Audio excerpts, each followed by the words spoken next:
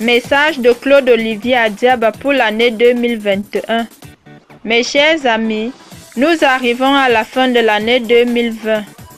Malgré de nombreux tumultes, Dieu dans son immense amour nous permet d'accéder à cette nouvelle année 2021. C'est donc une occasion exceptionnelle pour nous de rendre grâce à Dieu, de lui manifester notre gratitude pour la protection et les autres grâces dont il nous a comblés tout au long de l'année 2020 qui s'achève. Si la fin d'une année nous invite à faire un bilan, le début d'une nouvelle année, quant à lui, nous invite à tirer des leçons de nos erreurs, à prendre de bonnes résolutions pour améliorer la qualité de nos relations, d'abord avec notre Créateur et ensuite avec nos semblables. Le début d'une nouvelle année nous offre l'occasion de nous améliorer pour un nouveau départ.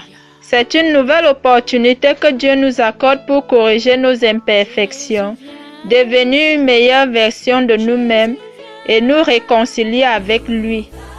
Depuis l'année 2000, nous œuvrons pour permettre à tout homme de mener une vie de foi réussie.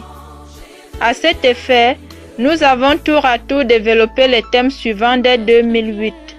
La justice de Dieu, la vérité en Dieu, la paix en Dieu, l'envoi en mission, la méditation, apporter Dieu aux autres, regarder le prochain avec un cœur plein d'amour, la liberté de l'homme et l'action de l'Esprit Saint dans sa vie, être des lumières dans nos milieux de vie, le changement de mentalité et le respect de notre engagement à la suite du Christ. Soyez des reflets de l'amour du Christ, espoir de l'humanité en quête de repères, le choix éclairé du croyant à la suite de Dieu, la réconciliation et la paix pour un vivre ensemble harmonieux.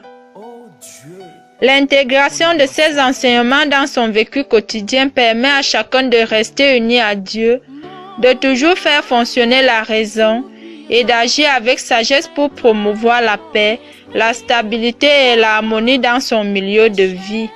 D'où le thème de cette année, l'usage de la raison pour l'harmonie et la cohésion sociale. Ce thème vient rappeler à chacun d'entre nous que l'homme est au centre de la création. Par conséquent, c'est lui qui impulse le rythme et la qualité de la vie dans la société. Il est de ce fait le détenteur du bonheur collectif. À cet effet, il revient à chacun de faire des efforts personnels pour être un modèle de vertu dans la société. Pour y parvenir, chaque homme doit faire une introspection, identifier en lui ce qui peut nuire aux autres et ce qui peut les aider. Chacun doit toujours se poser les questions suivantes. Que dois-je faire pour vivre en harmonie avec le prochain? Comment dois-je me comporter pour me faire accepter par les autres? Que dois-je faire pour promouvoir la paix et le vivre ensemble harmonieux? Les réponses à ces multiples questions nous invitent à une autodiscipline, à une vie rangée, à une hygiène de vie qui englobe l'âme, le corps ainsi que son environnement. C'est dire que l'être humain doit se laisser guider par la raison et le respect de l'ordre établi dans son milieu de vie. Ainsi, nous pourrons nous assurer que nous posons des actes et prononçons des paroles qui émanent de la réflexion et non des émotions négatives, car ce sont ces émotions qui mettent en péril la cohésion sociale et tuent le vivre ensemble harmonieux.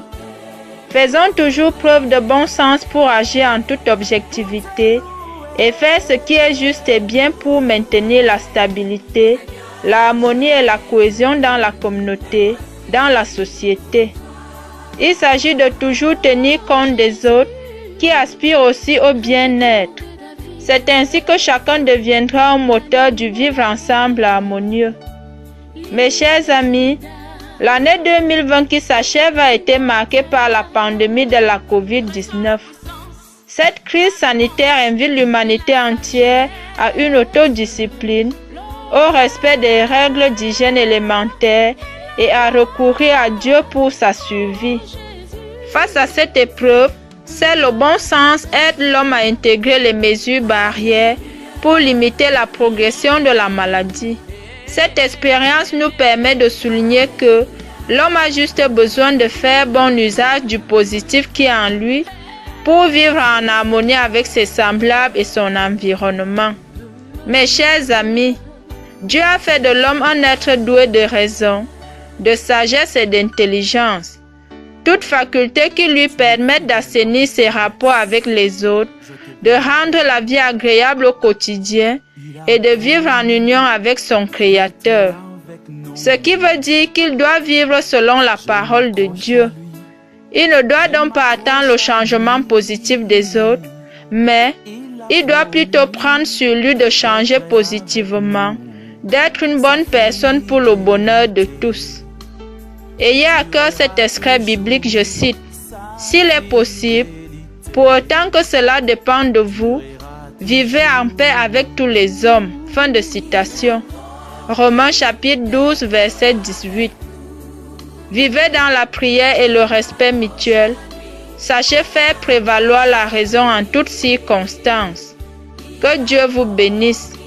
Bonne et heureuse année 2021 à tous. Sa fidélité